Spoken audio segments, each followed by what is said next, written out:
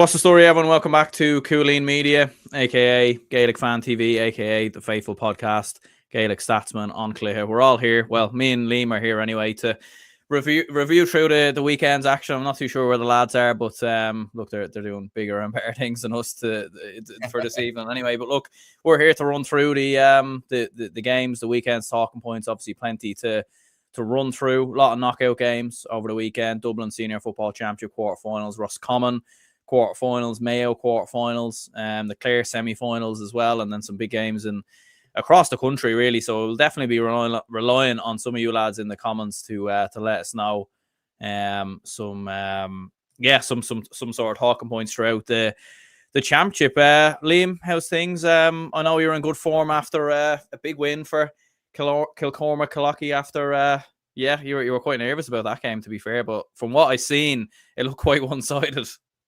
I wouldn't say nervous. It was just, when like you go into a game and sometimes you're going up against a team that'll be seen as your closest rivals, and there's always just that little thought in the back of your mind of what if. But today wasn't maybe as good. Our junior A's were beaten this morning and our senior B's were beaten, but in fairness to our senior B's, they'd won the last two championships, so they don't exactly owe us anything, to be fair to them. The senior A's had a great win yesterday. I know we'll delve more into it later on the show, but I won't be resigning from Cooleen Media after yesterday, so that's a good thing anyways. But I'm keeping well. Been a busy weekend of GA action, so many games to cover. Looking forward to getting into it.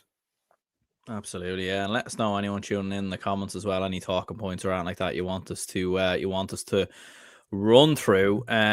Peter was saying, hey lads, a thrilling encounter in Galway, hurling championship between SARS and Castlegar. Ger Farragher still in supreme form, has the definitive L lads still doing well for the club. Yeah, that might get on Colin Parkinson's smaller fish GA kind of series that he does there. Also says watched KK and Ballinamere yesterday. Very solid performance and significant win. Despite Ballinamere getting 3 goals, KK were always on top. Very impressive long range scores. Number 6, very good. And Johnny Doyle inspired Alan Wood to get over the line to retain senior status in Kildare. Yeah, they call him the Peter Pan of Kildare as well. He's all, like I did hear he came back and he was injured, was he not? And now he's back again. That's 47 years of age as well. Like that's Jesus, hope for us yet, Liam. There is, there might still be hope for us, yes, to still keep going at that age. And especially, look, in a way, you're probably more reliant on your club to keep going to that age. And a lot of lads, some lads play into their 50s, but they'd be playing maybe at junior level or, maybe the lower tier levels. But for him to still be playing at that sort of level in Kildare is nothing short of incredible. So yeah, fair play to him and to Alan Wood as well on maintaining their survival. That's a story in itself. A 47-year-old still pulling the strings in senior football is quite something. Yeah, absolutely. Gavin says as well, Boyle knocked out Roscommon 7 points up against Pierce's in the quarterfinal, lost by 7. I thought Harrow would get them over the line, but it'll be 2027 and 100 years later and still not won Ross. Yeah, 100 years. 1927 the last time they won it. So yeah, quite incredible stuff there from a Boyle perspective. Sean says Crossmolina are arguably the form club in Ireland with a great blend of youth and experience. Who knows where they can go? And of course, but Colby McDonald in there as well. I didn't really see much of the game today, but I know a lot of eyes were on him. And definitely looks like certainly one for the future. But look, we'll start off by looking through the Dublin quarterfinals. I was at the game between Nafina and Ballymun today. It was a cracking game, to be fair, between both teams. And like Ballymun must be absolutely kicking themselves. They were 113 to 5 points up at one stage, 13 points to 5 up actually at halftime. And honestly, I was watching it and I was starting to think, you know what, like watching Ballymun rip through Nafina, I was starting to think they might just have a bit of a chance at actually winning this whole thing. Because of the fact of Dean Rock was kicking 2-pointers, Paddy Small, Paddy Toig even as well, I thought was very good. But it all unraveled then. It all just fell apart really toward like for the final kind of 15, 20 minutes of the game. And Nafina were superb, to be fair, to sort of drag themselves and get themselves over the line. So massive win there. Were they 11 points down at one stage? 11 points down, yeah. They were 11 points down with about think about 20 minutes to go. Yeah, and Like and Conor McHugh was absolutely outstanding. Sort of getting them back through. And yeah, they ravished hugely and sort of dug deep, and it was a massive win for them, to be fair. And that's the mad thing about Nafina this year, is that they've been very hit and miss, but they keep kind of dogging their way through games. They've had a lot of these kind of close battles, like even the final games in the groups as well. So it's incredibly impressive for them, in fairness. And one player actually who deserves a shout, Keelan Sexton, 1-4, and he was the big difference, really. Yeah, he absolutely was. You know, and even reading, Redden scored 4 points as well. You know, when you're kicking 4 points from play in any sort of match, especially in football, you're going to go a long way. But I can imagine Ballymun Kickums now, and especially after the way you're describing that they were playing there, must be absolutely kicking themselves that they're gone out of the championship. And that's a big, big statement from Nafina as well, to be pulling off a comeback like that and just showing a never say die attitude. But yeah, no, probably it's amazing to think Ballymun Kickums are kind of out of the football championship, because you would associate them as being one of the big clubs, not just in Dublin, but in Ireland. But yeah, look, it's a fantastic win for them. I believe, was it James Doran got the winning point, or am I correct in saying that? I think so, yeah.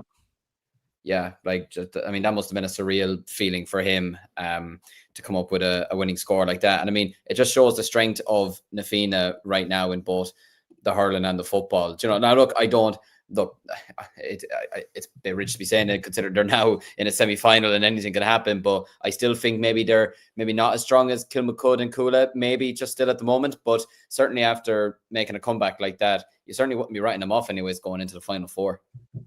Yeah, 100%. No, it was a big win, and even looking at some of the other games as well, like PFC TV says here, I think Ballybowden will win the Dublin Senior Football Championship in the best team, bar Crokes in the championship, which is an interesting one as well, considering how dominant Kilmacud, Crokes and Coola were yesterday. But looking at Ballybowden, St. Enda's, or looking at the two games yesterday, Kilmacud Crokes very dominant versus Lucan Sarsfields, 121 to 5 points. Coola very dominant as well versus Clontarf, 420 to 12 points. And then today, big win, obviously, for Ballybowden St. Enda's as well versus Castleknock, 11 points to 1-5. I was kind of caught the tail end of that game, but it's fair to say it wasn't the best game in the world, to be honest. So I don't know where the confidence is coming from for Ballybowden, but look, they are still in the mix, to be fair. Well, if you're only conceding 1-5 in a quarter final, and weren't they 1-3 to 5 points down at halftime? If you're only conceding 2 points in the second half, which I suppose Match is not here, so I could say it. I mean, it rivals Cork in the All Ireland final.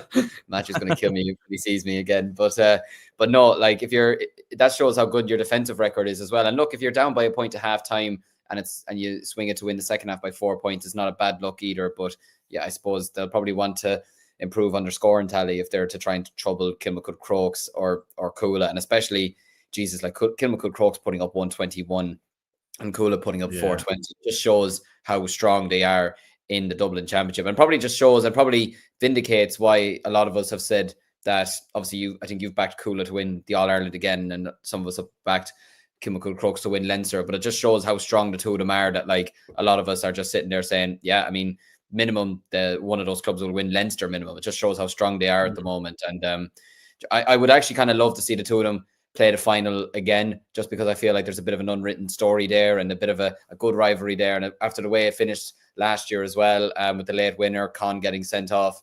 But obviously, look, with the semi-finals coming up, I'm sure Ballybowden and Nafina would love to ruin that party. Yeah, absolutely. Yeah, and it was like two very, very dominant victories, as we were saying, from the two sides, and like even looking at the semi-final draw as well, it is Ballybowden versus Coola, Nafina versus Kilmacud Crokes as well. So yeah, like you'd look at it and think Coola and Crokes are probably slight favourites to run it back and run back the final from next year, but could you see Bowden or Nafina causing a surprise, like especially when you look at like that, like those two results were very, very dominant. Like we both kind of expected them to win, but Jesus, it was very, very convincing. Well, I suppose when you put up score lines like that and they're only conceding, and like, see, I didn't see the Coola game, but like even the 12 points that were conceded against them, how much of that was when Coola maybe had the game won?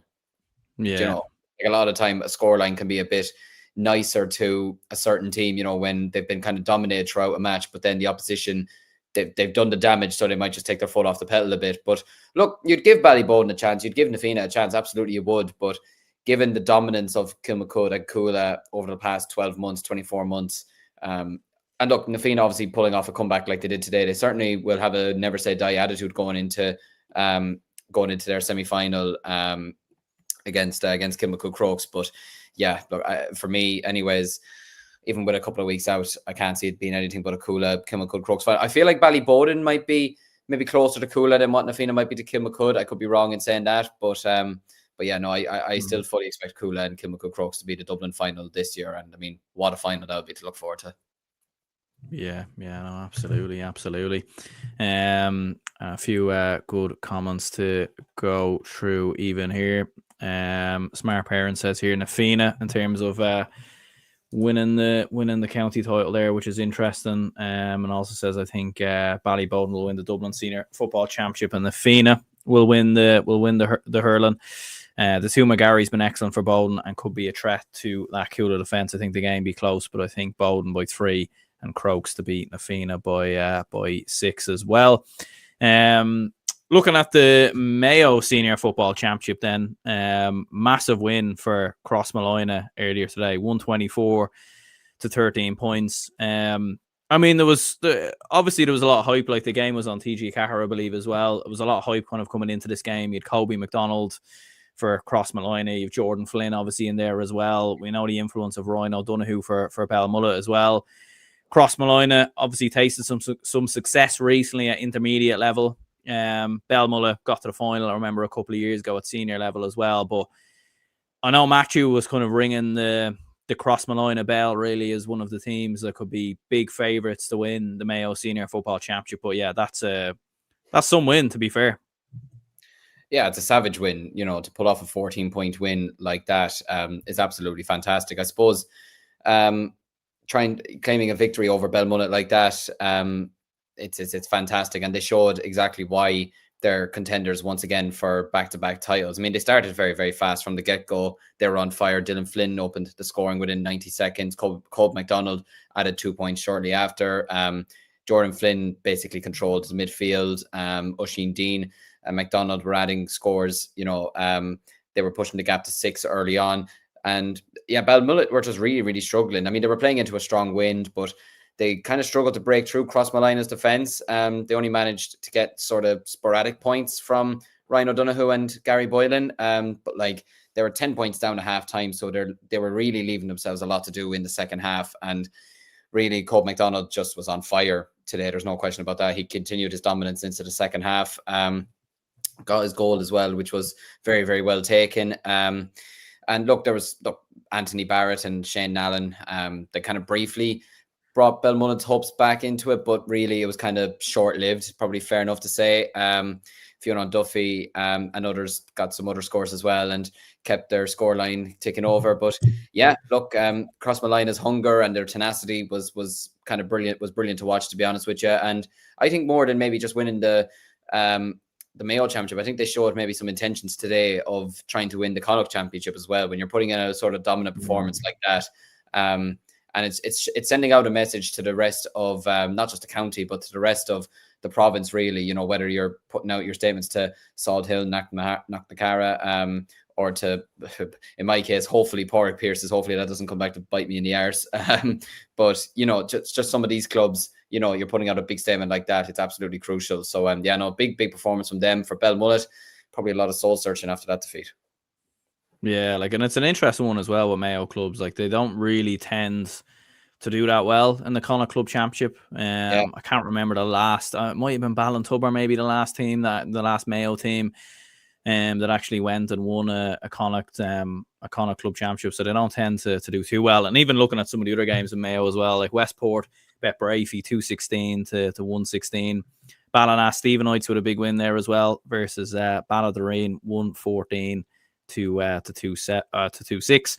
And then yeah, there was a big win for Knockmore as well. They got the better of Ballintubber, who we even mentioned there, 3-6 to 9 points. So Joe Brolly lives on with Knockmore for a while longer anyway.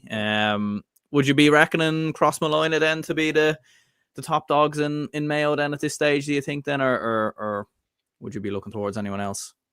Judging by this performance, I definitely will be, and the fact that they are defending champions as well, when you're putting in sort of statement performances like that, because like at the end of the day, that is a statement performance, winning by, was it 14 points, over a decent side like Belmullet. They're not exactly a weak side, so to be putting up a scoreline like that, I think you have to be backing them. And yeah, like you mentioned there, I think it was 2015 the last time a Mayo club won the Connacht championship, and I think it was 2020 or 2021 the last time one of their clubs. It was 2021, not more, the last time that they reached the final. So I feel like if a team is to get to that sort of stage this year or over the next year or two, I feel like it has to be Crossmolina, Del Rovers, and especially when you've got Cole McDonald in your squad. Jordan Flynn I really, really like as a footballer as well, when he's allowed to sort of express himself a bit more. I felt like maybe he didn't get to do that a lot maybe this year, but yeah, no, I think when you got players like that, and when they're in form and they're banging in goals and they're able to create moments out of nothing, I think you got to back them to win the Mayo Championship. Yeah, Sean says here Westport 2017, I think it was the last time a Mayo club won a Connacht club championship. Might have been intermediate though. I don't know if that was senior. But Peter does say, think Carfin won in 2017. I remember they did the 4 in a row. Yeah. So that might have been. I think that might have been intermediate actually when Westport did it in 2017. But yeah, Peter does say here, think Andy Moran's still playing for Ballydoreen. Yeah, that's mad to see, to be fair. But yeah, like it is a common occurrence. Like we've seen with Conor Laverty he might still be playing for Kilcue, but I know he's playing for Kilcue a couple of years ago whilst also managing the down senior footballers. Like it is something mad. And even we're talking about L lads and everything else. Like I seen Brendan Cummins even there, I think like 2 weeks ago or something, slotting points over the bar from his own puck, 2 points from his own puck outs. Like, so it's mad these lads have, it's mad the commitment these lads have to their club. Even though they have every reason probably to not play for their club, given what they've achieved, given what they've, what they have on. But yeah, it's some going like. Yeah, no, I'm sure we even, excuse me, I see it in Offaly as well. Like even said the likes of Trevor Fletcher tugged out with us 2 weeks ago at Junior A, and then was on the road to, I believe, to Athenry to coach St. Thomas's for Galway. Just a lot of these lads, they still have a passion for playing the game for their clubs, but then obviously, look, they have the sidetrack of coaching a club or coaching a county. But I suppose it's kind of like when professional wrestlers, they don't retire. It's like when they retire, they don't know where to go or they don't know what else to do, so they keep doing it because it's like a big purpose for them in life. But look, it's never a bad thing either. I mean, seeing Brendan Cummins do that a couple of weeks ago, I mean, if I tried to strike a ball over the bar for my own goal, it wouldn't go too well. Never mind trying to get the accuracy, trying to get the length in it would be impossible. So for him to be doing that 50 years of age, or Johnny Doyle to keep playing at 47 at senior level, is incredible. Andy Moran still playing as well. It's just fantastic to see. Yeah, Peter says here, I think one of the Carlow keepers is 48. Yeah, I think that's Frankie Foley actually of Mount Leinster Rangers. It's actually funny, like I've been doing some research recently, working on something about older players like still playing for their clubs, and everyone in the comments keeps talking about them. So I don't know if you're like reading my mind or something. Like it's a little bit strange, to be honest. That's all kind of coming up. But yeah, I think it's Frankie Foley, funnily enough. But yeah, GA Central says this is the best place to keep up with the club championship. Yeah, no, appreciate that. And yeah, I've seen your comments as well about Galway as well. So we'll definitely get onto that. Don't worry about that. Moving on to the Roscommon Senior Football Championship quarter-finals. Pádraig Pearse's lived to fight another day. Once again, they got past Boyle. Again, they needed extra time. Just like they did versus Oran, I think during last week. So they beat Boyle 123 to 118. Clonagale beat Elphin 16 points to 1-8. St. Fotlux beat Michael Glavies 120 to 118 as well. And then the game yesterday, I should say, there was a quarter final there as well, which might have disappeared on me. But we will find that No, I can't find it. So yeah, we'll just have to go with them 3 ones for now, unfortunately. It just doesn't exist. No. Just vanished into thin air. So there you go. There you go. It just never happened, lads. There's only 3 games that happened. But yeah, no, I suppose the big one that's probably the big standout was Port Pierces against Boyle.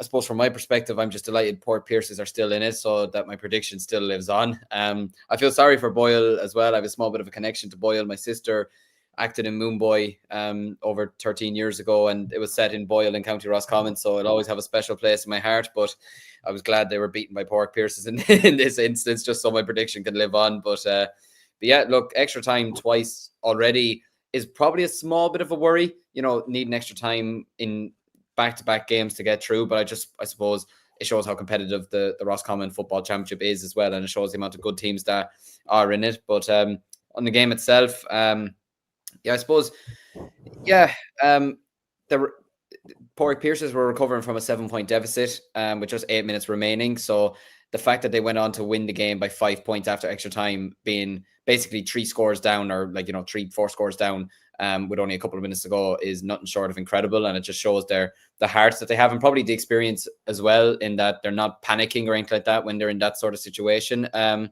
yeah, I suppose, look, Boyle will definitely be kicking themselves. They were leading 8-5 at half time. Cathal Feely, Derek Craig, Donny Smith, Niall O'Donnell were doing really, really well for them. They extended their lead to 14-7 in the second half. David Flanagan added scores, Oisin Craig as well. But yeah, Donny Smith was black carded for a rash tackle. Pierce has found a lifeline. Paul Carey's kicked 2 superb 2-pointers as well. Sparta thrilling comeback for them. Jack Tumulty leveled the game at the end as well, which was crucial for them. And yeah, Pierce's, I suppose, seized control in the second half. Hubert Darcy got a goal, and Kerry and Darcy added on points as well. And look, Cian McKeown did manage to pull a goal back for Boyle, but Pierce has held on to secure the win. And now they're going to be in the semi-finals against either Michael Glavies or St. Fatlux. And yeah, look, they're in a great position. They're showing great mental reserve to get through extra time twice, and it just shows the fitness level probably of them as well, and their never say die attitude. So yeah, fantastic win for them. Probably helped in a small way with a player like Donny Smith getting a black card, but nevertheless, it's still a great win either way. Yeah, and Gavin was saying here it was Bridges versus Roscommon Gales on Friday. Yeah, so that game was actually 118 to 1-7 for St. Bridget's there. So yeah, they do stay alive as well. Looking at the Armagh Senior Football Championship then, I'm going to run through some games there. So St. Pat's Cullyhanna beat St. Peter's 3-17 to 19 points. So big result for them. Crossmolina Rangers as well, big results, 220 against Carrickcruppen 117. So Crossmolina Rangers are still alive as well. And yeah, so 2 big results there. And then Madden beat Mahary 16 points to 112. And I think Clan Éireann versus Killavy is actually still ongoing, I think, at the moment. So but yeah, some big results there. Crossmolina obviously have some big stars within their ranks, so they're still in it as well. Yeah, fair play to them. A big win for them in the Armagh Football Championship. Probably, look, they're a club that are steeped in history. They're a club that have done so much over the last couple of years. What was it, 13 in a row they did in Armagh, I think, or something like that. Yeah. Like that. Like is it? I think Ballygunner are 1 or 2 off breaking that record, and if we're being honest, they probably will break that record. But yeah, no, they're still going strong. Strong win for them, 6-point win. The Armagh Football Championship is extremely difficult to get out of, and they always have great teams coming out of that. So yeah, be interesting to see over the next couple of weeks if Crossmolina Rangers can go on and win it. But yeah, no, some very good results in Armagh. Yeah, and just looking at it there as well, like Clan Éireann beat Killavy 17 to 112 there as well. So some big results there. Gavin says Pierces and Bridget starting to show the form that's probably going to be the final. Yeah. Yeah, like it always is kind of that way in Roscommon, to be fair. I know obviously Strokestown had the 1 year where they kind of went and kind of upset the apple cart, but yeah, like, and I suppose it does show Porrick Pierce's resolve, like as you were saying there, like continuously being able to dog their way through these games. And we saw that so many times as well, like even when they were in Connacht as well, when they were battling through Connacht, when they were getting into the All-Ireland series. So they have geez, they do have tremendous resolve within there. Yeah, they absolutely do. No, and it I suppose it helps a lot over time when you are consistently winning.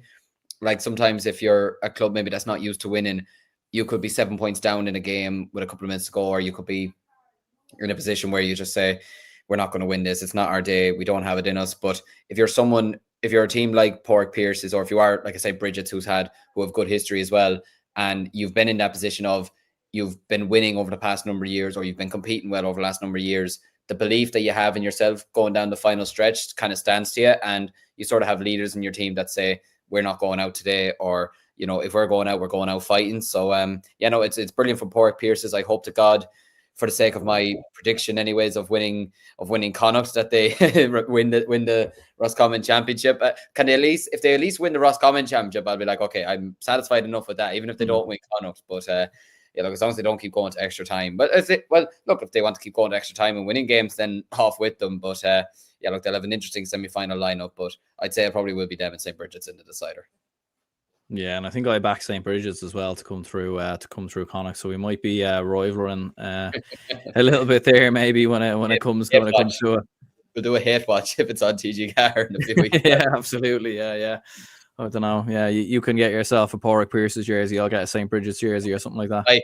A friend of mine who works at iRadio now is a Porrick Pierce's woman, and I can remember after they lost the Connacht's final and we lost the Leinster hurling final last year, and I just texted her a couple of days after, going, how are you feeling? She goes, I hate my life. And I just wrote back, same. So that was fun for a couple of days. Yeah, to be fair, I was actually in the St. Bridget's Clubhouse pub actually before. I've been in there a couple of times actually, funnily enough, because Hamrocks is what it's called. It's because I have some family from Athlone, but they moved out of Athlone. They got a lovely house kind of on the border there in Roscommon. Yeah. And I do actually remember after 2013 when they beat Ballymun in the All-Ireland Club final. I was actually in that pub like a couple of weeks, might have been a couple of months after or something like that. And no word of a lie, they had the game on every TV on repeat. So like as soon as the game ended, it just started again. So they just had the game on full repeat, and it was like, I remember it was kind of at a time when there was a lot of other things going on as well, and it was like, geez, do they just have that on repeat? Now, thankfully enough, I have been there multiple times since, and they are playing other stuff now. But Jesus, yeah. So well, that day, unfortunately for me, is the day we lost. Before that All-Ireland final, we lost the one to St. Thomas's. So unfortunately, the St. Bridget's, I don't remember that day fondly at all. But obviously, I was delighted to see them winning the All-Ireland that year, and to do it against that Ballymun Kickhams team as well was really, really impressive as well. But do you know what it is? When you win an All-Ireland club title, you can't blame them for playing it on repeat. I suppose it's a fantastic achievement for any club. I think it was their first All-Ireland win, wasn't it? I think that was the day when I think that day not one of the four clubs that were in, including my own, were ever in an All-Ireland final before. So I suppose you can't blame them, but yeah, it's nice to see them not playing it still to this day. You might go down next week and they might play it. You never know now that you've said it. Yeah. I know, like there's still plenty of memorabilia around there anyway, and plenty of things there to remind you of anyway. But yeah, no, you couldn't really begrudge them, to be fair. GA Central says here, Clooney Quinn and Aero Ennis to contest the Clare hurling final. Might even touch on that next, because that was obviously two big results there. Clooney Quinn 415, Ballyea 219, and then obviously on the Saturday then as well, in the Clare hurling championship, or even touching on that before I can get the other result. Like that's a massive win for Clooney Quinn. It's a fantastic result for Clooney Quinn. I think I read somewhere that it's like going to be a 12th different winner in 22 years or something like that in Clare, which is just absolutely insane. You thought Fecal winning it last year was a fantastic feat, and now you'll have Clooney Quinn in the final against Airog, which is a fantastic final to see. Really, what kind of let Ballyhea down is sort of probably something that's probably, well, I wouldn't say let them down over the years, because I know he got the great goal the last day, but he maybe wasn't at his absolute best. But Tony Kelly scored 114 out of 219. And he didn't really have kind of much else helping him, really, to be honest. And it's no disrespect to his teammates, and I know when you are someone like Tony Kelly, you're going to be relied on a lot. but still to be scoring 114 out of your club's 219, like he needs backup from somewhere. Do you know what I mean? But listen, it's take nothing away from Clooney Quinn. That is absolutely fantastic for them. Peter Duggan scoring 110. I think he got 1-2 from play. Jerry O'Connor got the 4th goal in injury time to seal the win, and Peter Duggan set up that goal as well. Yeah, it's fantastic to see Clooney Quinn in the Clare Senior Hurling Final. They got off to a fast start. They got early points. They got a goal through Sam Scanlon as well. But Tony Kelly and Fiacre Kirby responded with goals themselves. Ballier led at half time, but then Clooney Quinn regained the lead with a 3rd goal from Dara McNamara. And Ballier came back with 5 points from Kelly in a row, but well, on the bounce from Ballier perspective. But yeah, Clooney Quinn's resilience was fantastic. O'Connor's late goal ensured the victory. Peter Duggan, McNamara, Jerry O'Connor were the big standout players for them. Scanlon got 1-1 overall from play as well. So yeah, look, it's fantastic for them. And Clooney Quinn now, I believe it's I think it's actually 1939. So ironically, the year that the Second World War started, that they're going for their first title in Clare. So what's that? That's 61, 25. Like that's 86 years waiting for a title. Like I can imagine the absolute joy that they're feeling right now to get that opportunity. So yeah, I think it's going to be a cracking final. And then obviously touching on Rogue reaching the final as well, edging out Kilmaley in the other semi-final. And yeah, they're going to their first final. Not as long, 2022. It's not as long as 1939, but still, I suppose in hurling terms, it feels like that would feel like a century in a way if you're someone like Rogue.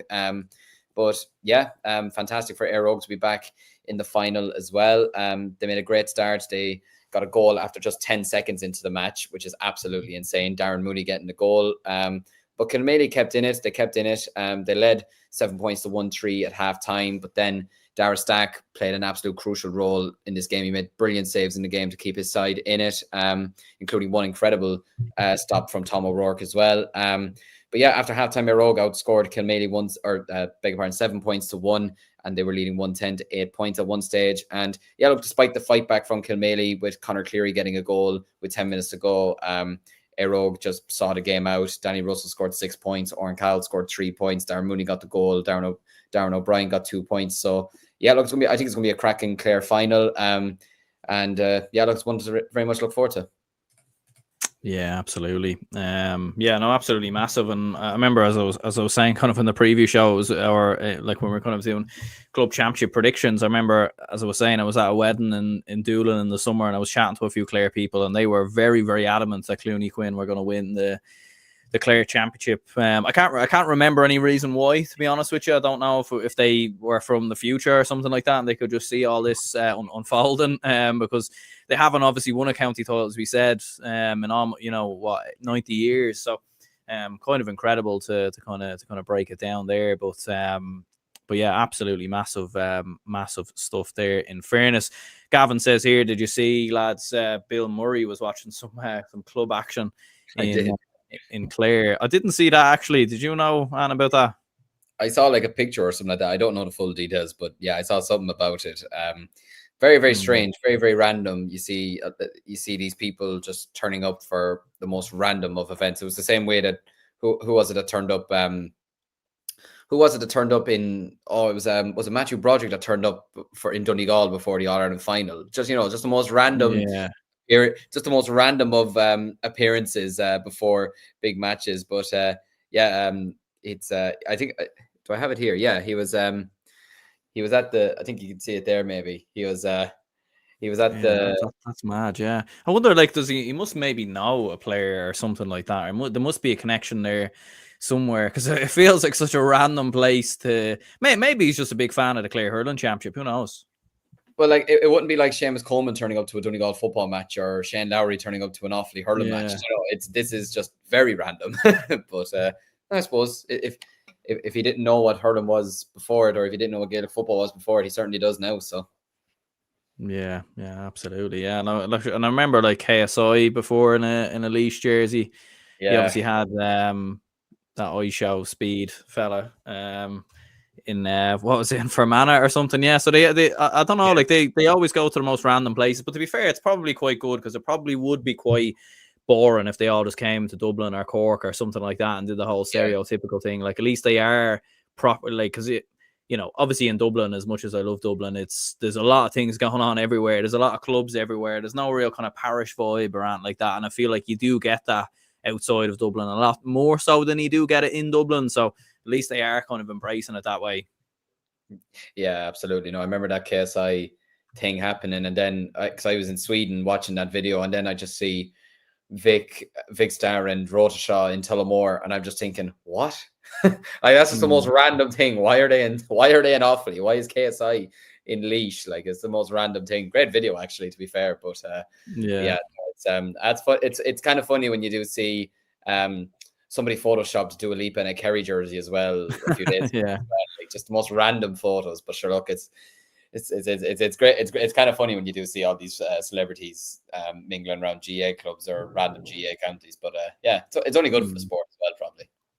Yeah, absolutely. Maybe anyone in the comments as well, let us know as well if anyone ever famous turned up to any of your clubs or county championships or anything like that. Gavin will say here, Clare GA chairman Kieran Keaton in conversation with Bill Murray, the American actor and comedian, during the Clare Castle v Tubber game in Ruin. Yeah, there you go. So well, look, we hope he enjoyed himself anyway. The Galway Senior Hurling Championship, it was Tommy Larkins 222, Athenroy 212, Turlockmore 127, Kilmore Daly 110, Loughrea 415, Moy Cullen 13 points, and Castlegarb at Sarsfields 224 to 131 after extra time. So some big results there, and there was a few comments in there earlier about Tommy Larkins maybe winning the Galway Senior Hurling Championship. We'll try to get them up on the screen in a moment, but some interesting results there, to be fair. Yeah, some interesting results there. Obviously Loughrea trying to go back-to-back in Galway this year, putting up a big scoreline there. I will say, though, I still think that St. Thomas's will still be the strongest side in Galway. I just have a feeling that they have a lot of wrongs to write about last year. And like, look, what was it they were going for last year? Was it 6 in a row or 7 in a row they were going for last year? They've been clearly the strongest side in Galway over the last number of years. St. Thomas versus Tommy Larkins. That'll be an interesting game now. If a lot of people are backing Tommy Larkins to win the Galway Championship, going up against St. Thomas's, who've been the strongest side in Galway over the last 7, 8, 9 years, and obviously won the All-Ireland in 2013 as well. They've been one of Galway's strongest club, you'd have to say, since 2013, since 2012 when they won the Galway title. But yeah, that's interesting. Tommy Larkins beat St. Thomas. And if they do, then it can only be a good thing for the Galway Championship. You had Capitagle in the final last year, could easily have won it. Loughrea getting back on top last year, winning the final. And if Tommy Larkins can knock out St. Thomas's, then it's a wide open championship again from there. So the Galway Championship, I've always enjoyed it. I think it's a good championship, it's very hard hitting as well. Galway clubs don't show you much mercy when they're playing against you, no matter what level it is. But should be an interesting quarterfinal pairing anyways between Thomas's and Tommy Larkins. Absolutely, yeah. And I suppose that takes it on to the Offaly Senior Hurling Championship quarterfinals. Some big results obviously there. I'll leave it to you to take it away. I mean, massive result obviously for Kilcormac Lochie, and I think Shinrone got over the line today as well. Yeah, I was doing the commentary for I think Tommy. Well, there you go. We'll come back to you soon, GA Central, if that does happen. But yeah, I was commentating Shinrone Kildare today for the radio, and I'm still wondering how Shinrone kind of won it. And nothing against them, but Kildare were 13 to 9 points up at half time. And Shinrone rallied. They scored 116 in the second half. They were absolutely on fire in the second half. Owen Burke got a smashing second goal for Kildare in the first half. And at that point, like, Shinrone were hitting a lot of very poor wides by their standards, because they have a lot of players in their squad that would be capable of getting big scores when needed. Kildare looked kind of home and hosed in the first half, and even some people around me saying you can't see Shinrone coming back from 10 points. But I just said no. This I have a feeling this has a big second half coming, and I feel like it will still be a game that'll go down to the wire. Shinrone have always been Kildare's always been a kind of club that Shinrone have always faltered to, in a way, over the last number of years. But since they won the championship in 2022, it's been completely different. They've beaten Kildare now twice in the championship over the last couple of years, lost them in the quarterfinals last year. But yeah, they made a savage comeback second half here. Jason Sampson got a cracking goal at the start of the second half to really set them on their way. DJ McLaughlin, I believe the end of the game was with 3 or 4 points in the end. 3 big scores in a row as well to put them in front, to level them and everything. Eamon Cleary from goal scored 4 frees from about the 65-yard line back to about 100 yards out in the second half, which was absolutely crucial for Shinrone as well.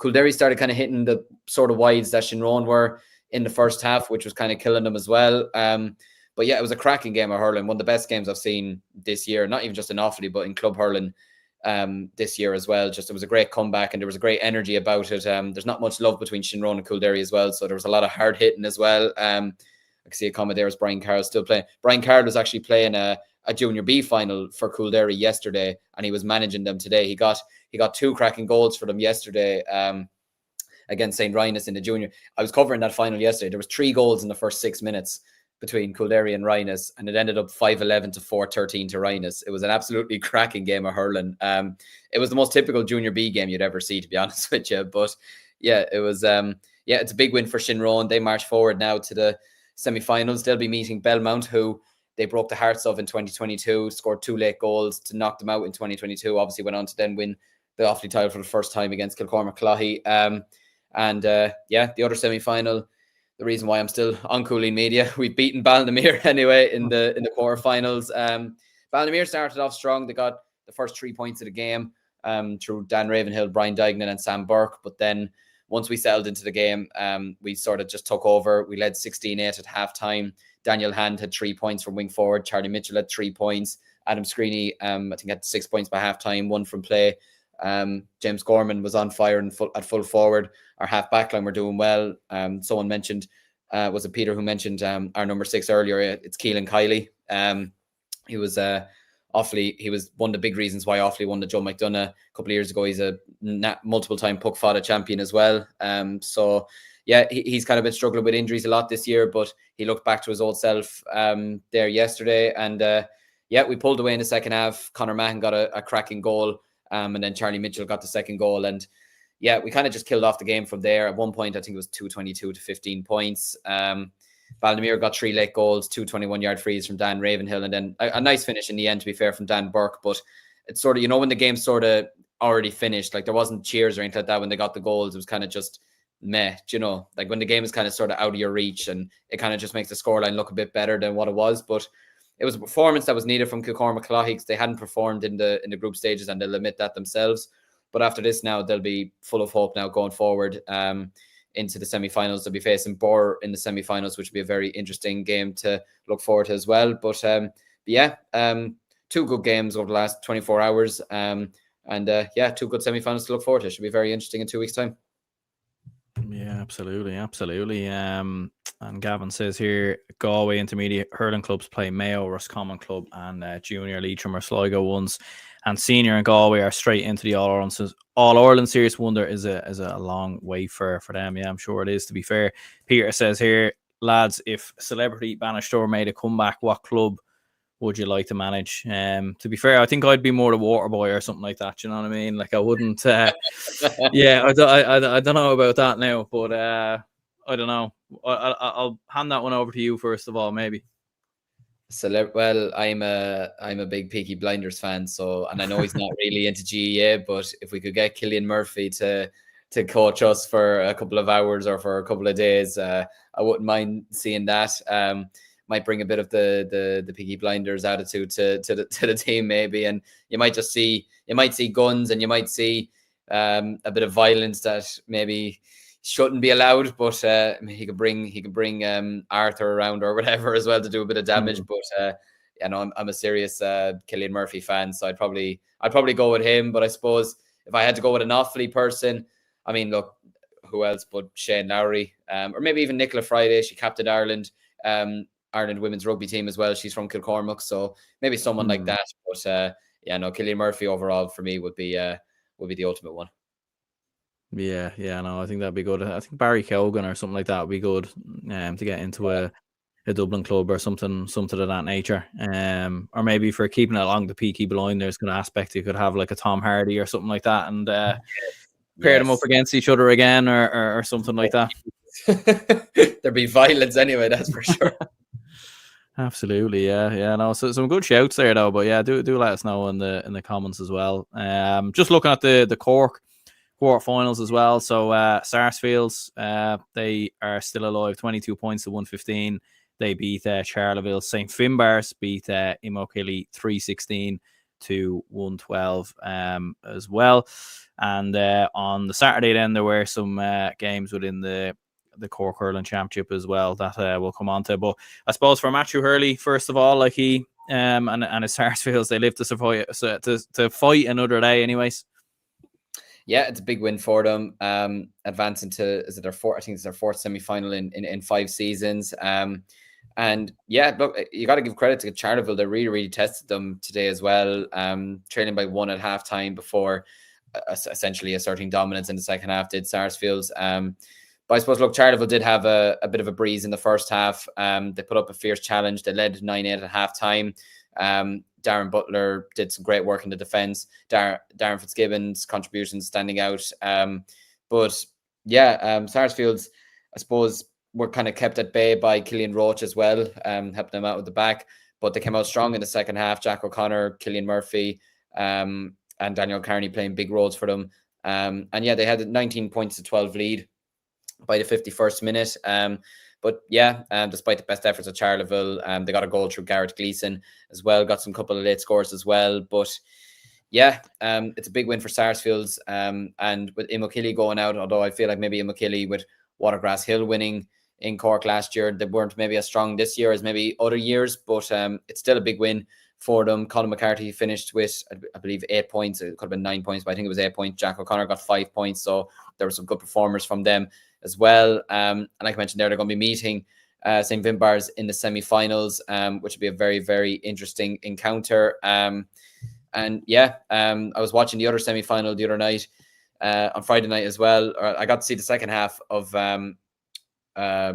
Middleton and Glen Rovers, and yeah, it's a fantastic victory for Middleton. I believe they were 2 points down with a couple of minutes to go, and they managed to salvage the game to get themselves over the line and into the semi-finals. Glen Rovers will be absolutely sick to their teeth of losing that game, because they had the beating at them. They absolutely did. But Conor Lahan, once again, stepping up massively for Middleton, finishing the game with 10 points.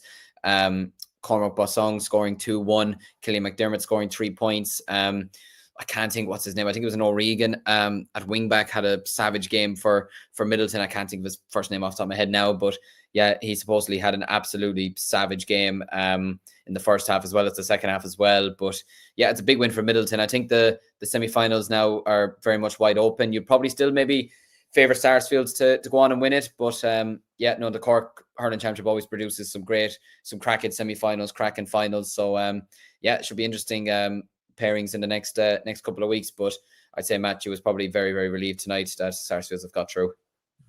Yeah, absolutely, and I think it's Middleton versus Glen Rovers in the other semi-final as well. So that should be interesting to see, obviously, what happens there. Looking at the Kildare Senior Football Championship quarter-final, Selbridge beat Moorfield 319 to 116.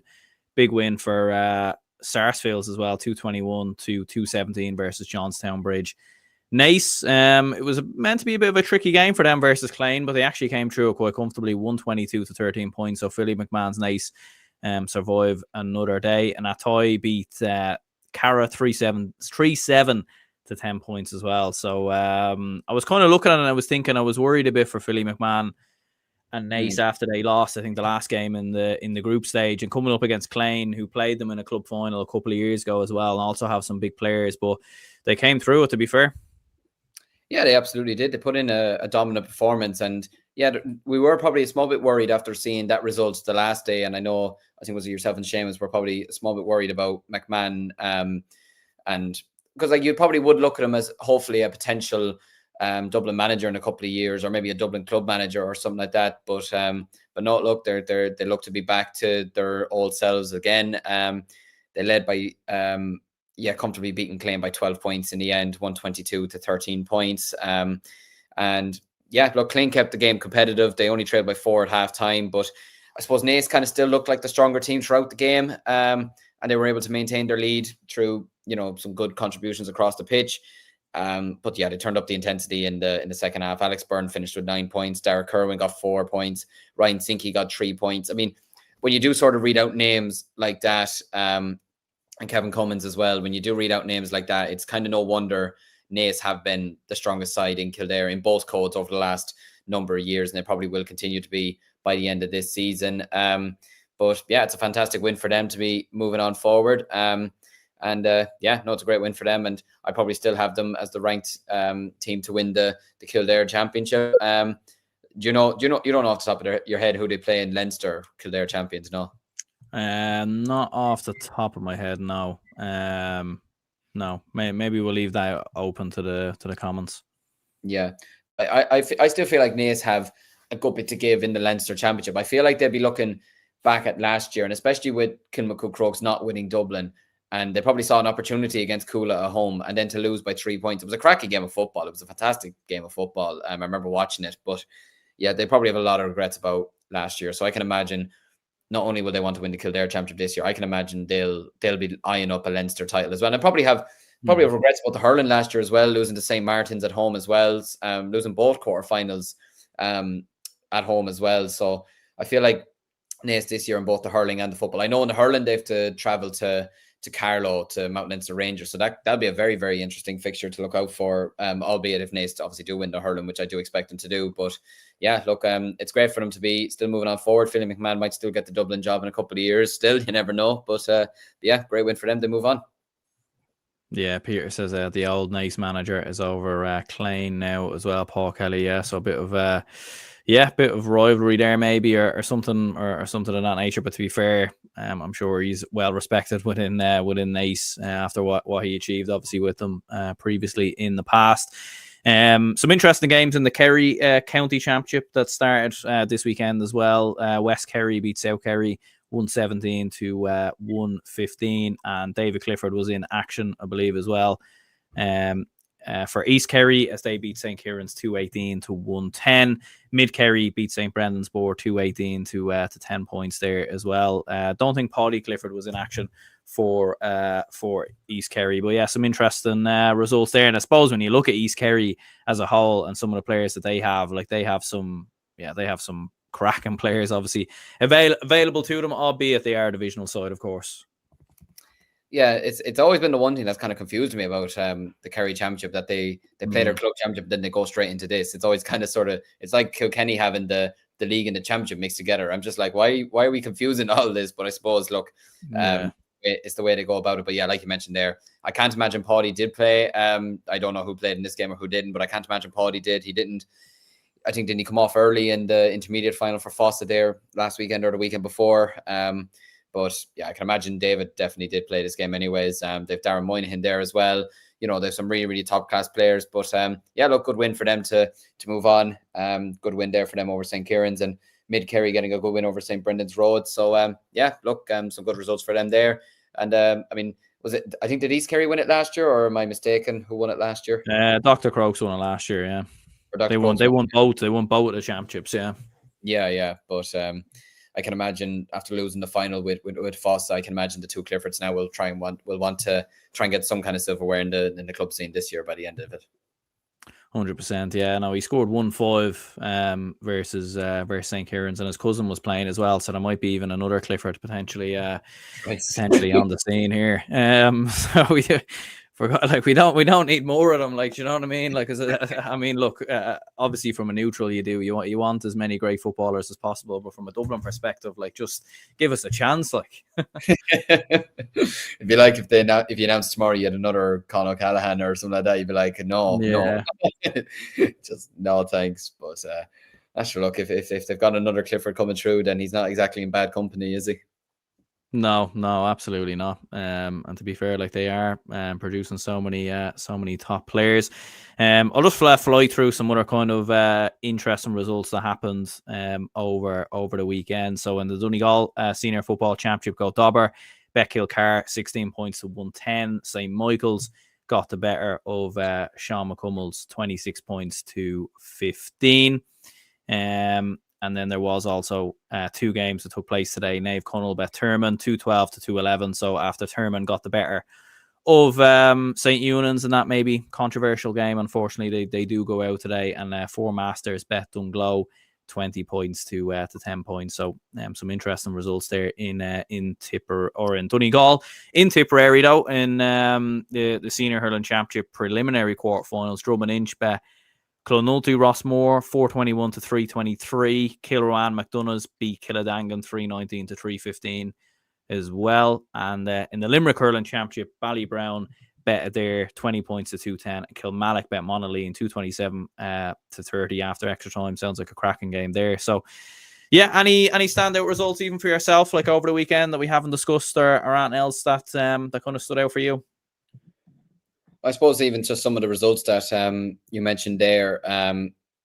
Obviously, I know Tumivara also edged out JK Brackens yesterday as well by 18 points to 15. But yeah, there were some cracking scorelines in the Tipperary Hurling Championship. Kilrowan McDonough's 319, Kildangan 315. Sound like a cracking game as well. Crulan led by 6 points after 21 minutes. They led 111 to 1-8 at the break. And they managed to see out the game in the end as well. I know Keane O'Kelly got 2 goals for them. Willie Cleary scored 8 points. Niall O'Mara got a goal and 2 points. So that's a great victory for them.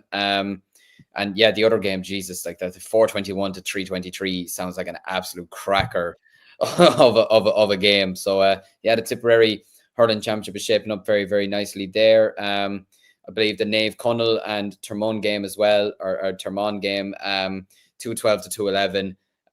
Is a great way to win a game. Obviously, a terrible way to lose a game. But yeah, Finbar Rorty coming up with the late point, I believe, in that game to seal the win for them. So I can't imagine St. Unions are going to be too disappointed to see these lot getting knocked out. But yeah, that's a great win for them. So yeah, they're probably the big standout ones. I think was it Kilmallock pulled off a big win in the end, I think, after extra time in the Limerick Championship as well. So yeah, there'll still be a team that will absolutely be lined up winning the Limerick Championship in the end as well. Yeah, 227 to 30 points over Monaghan. Some high scoring games this weekend, that has to be said, which is great to see from club perspective in both hurling and football. So yeah, it's been a cracking weekend of some results. And then obviously, look, it's probably one issue as well. We kind of mentioned it before we came on air. Kind of games that have been kind of one-sided, because I know we did mention there was a game in Leitrim. What's the score that ended? I'm trying to find it here. Yeah, Ballinamore 8-16, Aughawillan 1-6. Like, that is a crazy scoreline, especially in a quarter final as well. Yeah, it seems to be like not so much in hurling, but it seems to be more so in football, and it is like on like even like looking, because obviously we mentioned the 2 Dublin games, like Coola and Kilmuck Crokes like winning very, very comfortably as well, and even looking across like a few games on the Saturday as well, like you had Crossmolina who won very, very comfortable, to be fair, and like there was a few kind of other ones in there as well, like Nace obviously, like they gave Klein a good hiding, like that was an absolute hammer, and to be fair. And even looking through like some of the down championship games, as you said, the game that took place in Leitrim today as well. So yeah, I don't know. Like, I don't know if there is too much to look at. Like, even looking at the Waterford Championship of the weekend, like Roscommon beat Onrin 3-15 to 3 points. Do you know that way? Like, it's we saw a little bit in the intercounty like All Ireland series where some teams would batter another, and it is obviously with the new rules and everything else, and with 2 pointers, like it is easier for the better teams with the better players to run amok a little bit more and kind of dominate. And we probably, at the same time, it does give the opportunity for the other teams to claw back. But that is maybe something that it maybe is a slight deficiency maybe with the new rules, is that one team can like run up such a huge lead, and the game can look a lot more convincing than it actually was. Like, it's obviously hard to know, but like even when you look at the All-Ireland final, like Kerry won that very, very handily as well. So could be something maybe for them to look at possibly. Yeah, potentially. Like even seeing in Offaly last weekend, I know there is a big difference in opposition, but like Tullamore put 5-27 past Clonbelogue and they scored 1-5. You know, you're kind of seeing a lot of these score lines, and like you mentioned there, like only just taking the one I mentioned there as an example, like Tullamore would be a hugely more significant than say a Clonbelogue, you know, and it's not even Clonbelogue's fault, just Tullamore have a bigger population, they'll have a bigger core of players to pick from, and sort of same with Naas. Like Naas has a big population, so you're kind of expecting a lot of the best players to come from there.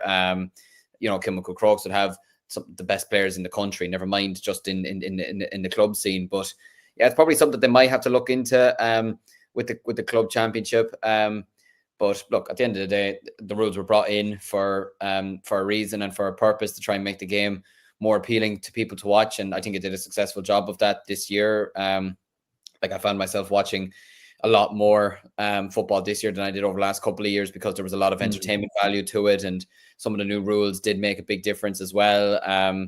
But yeah, look, it will be a small bit of concern for a club championship when you do see kind of big scorelines like you saw in Dublin, or you see there in Leitrim, or anything like that. But look, I suppose it's a conversation for another day. But yeah, I still think if you're given the new rules to everybody, and look, at the end of the day, you're going to worry about your own club and your own players. And you're not exactly going to tell your best players don't kick 2-pointers and show mercy, because it's just not the way it works in GA. Yeah, no, absolutely. Like, there's always the thing is as well, there's always going to be teething problems as well, and obviously last year was the first year of its iteration, really, so it is going to take a bit of time. Peter says here, Kerry system a bit mad, all right. Is there a team like Emo Killy with loads of clubs making it up? Yeah, I don't know the ins and outs as to how it works, but I know, yeah, like the likes of East Kerry, West Kerry, these kind of South Kerry, like they are all divisional sides that make up a number of different clubs. And I know players can change divisional sides as well. Like, I think if Fossa had won the senior championship, then they would have been in the county championship next year or something like that. Yeah, I don't know the ins and outs as to how it works, but yeah, we'll leave a Kerry man maybe to go and explain that. There was a question here for you, Liam, that said, who are you backing for the Offaly football championship? Tullamore, simple as that. Look, maybe Forban can challenge them like they have the last 2 years, but Forban maybe haven't gone as well this year as they would have liked. Now, it's kind of a bit harsh to be saying that, because they won their 2 games that they were expected to win quite comfortably, but they did throw the game against Road away, and they sort of threw the game against Eden Derry away as well. But they do have Shamrocks to come next weekend. Shamrocks themselves had a bit of soul searching to do after their performance against Tullamore, and they did that in the form of putting 4-18 past Bracknell. But yeah, it'd be interesting to see who comes out of that. But really, for me, Tullamore aren't just a team that'll win the Offaly Championship. Tullamore could be a team that could look to maybe get to a Leinster final as well. I know that if they do win the Offaly Championship, they'll be playing the Westmeath Football Championship champions away from home, which I do expect to be the Downs, judging by the results and performances this year. I don't think St. Lomans will be strong enough to retain the title this year. I think the Downs are playing on a different level at the moment. But yeah, I think Tullamore, after winning their first Leinster club game last year, I think was it since 1977 or something like that, which was absolutely mental to find out when they did win that game. But I think they'll be looking at that now and thinking it's a monkey off their back. And I know that if they were to get past the Westmeath champions, they'd be hosting the Dublin champions. And they only lost to Coola last year by 3 points. Now, in the first half, the game could have been over after 10 minutes. But then the second half, Tullamore had a lot more possession. So you never know. But yeah, I think maybe challenging for Leinster, maybe it could be a bit too soon. Maybe, you never know. They still have a lot of young players in their squad. Obviously, they have the likes of Cormac Egan. They've 2 Foxes, Mike and Dan. Declan Hogan, who was Offaly captain the last couple of years, he's still, I don't know if he's fully, I don't think he's back from injury. Yeah, I could be wrong, but yeah, Harry Plunkett. They have some really, really good players in their setup. John Furlong as well, who was an All-Ireland Under-20 winner with Offaly in 2021. But yeah, really, I can't see anyone stopping Tullamore in football, to be honest. I think it's going to take either Tullamore having an off day or someone just having the performance of their life to beat them in the final. Themselves and Eden Derry are in the semi-finals already, and they'll be joined by, probably realistically, Road. I think they'll beat Bracknell, and then for Ban and Shamrocks, it's probably hard to call now, but I feel like either way, I think Tullamore should be too strong to win the Offaly title. Yeah, absolutely. And that very much wraps it up, I suppose. Just running through some results from the LGFA and Camogie at the weekend as well. So in the Cork Senior Camogie quarterfinals, Blackrock bet Ballinalora 219 to 119. St. Catherine's beat Sarsfields 210 to 111. St. Finbarr's bet Calais 420 to 13 points. And then in the Galway Championship, Athenroy bet Oranmore 121 to 9 points. In the LGFA then, in the Meath Championship, St. Peter's Dunboyne bet Centralstown 4-7 to 1-7. Errigal Kieran bet Dungannon 10 points to 4 points there as well. And at Laois, Port Laois got the better of Sarsfields 4-10 to 3-10. and St. Conlet's bet Ballyroan 2-11 to 8 points as well. And then there was one game on the Friday, Dunshaughlin bet Navan O'Mahony's 13 points to 11. So any thoughts on any of them there? Yeah, great results in Laois as well. I'll definitely be able to cover them tomorrow for Midlands 103. But yeah, no, some good results over the weekend, some good interesting results over the weekend in the LGFA and the Camogie. I feel like it's probably going to take a while for a lot of the championships to kind of spark into life in a way. Even seeing the Offaly ladies football championship at the moment. I know obviously Offaly ladies football has had a bit of a tremendous year. A lot of managerial changes, a lot of backroom problems. I don't think we had a PR team for a month or something like that, a month or 2 months or something like that. I think we didn't have a chairman either. So it's been a bit of a tremendous year for Offaly LGFA. You compare that to the Camogie, who won the All Ireland, like it's sort of hilarious in a way. But yeah, I know that the final's been set anyways. Ballinamere Doro will be taking on Naomh Kieran in the deciders, so that'll be one to very much look forward to. But yeah, some great results over the weekend in the Camogie and LGFA, and yeah, I feel like over the next couple of weeks it'll start to pick up a bit more, much like the men's championships as well. You know, the Dublin football championship with the semi-finals now will pick up a lot more, and the Cork hurling championships will pick up a lot more as well now with the final four in there. But yeah, no, really looking forward to the next couple of weeks. Should be very interesting. And yeah, I feel like we've gotten through a lot of games. There's so many games to cover. It's absolutely outrageous. Yeah. To be honest with you. But no, I think we've done well to delve into it this week. Yeah, absolutely. Like, and we obviously can't go through everything. So if we didn't mention your club or your county or anything like that, don't get offended. We just don't want to be here until midnight, you know, kind of going through it all. But do let us know if there was anything else. I was kind of looking through the rest of the results there. It doesn't seem to be any kind of big surprises or shocks or anything like that. But yeah, no, look, cheers lads for tuning in. We'll be back on Thursday.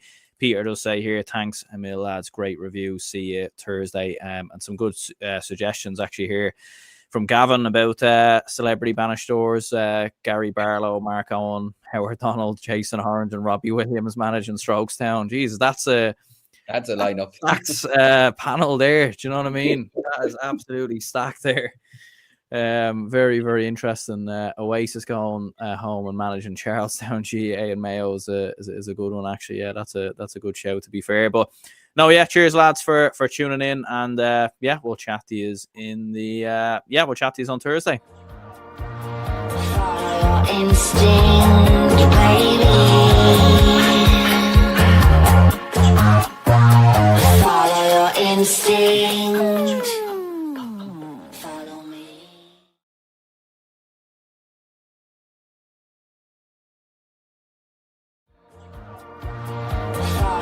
Instinct.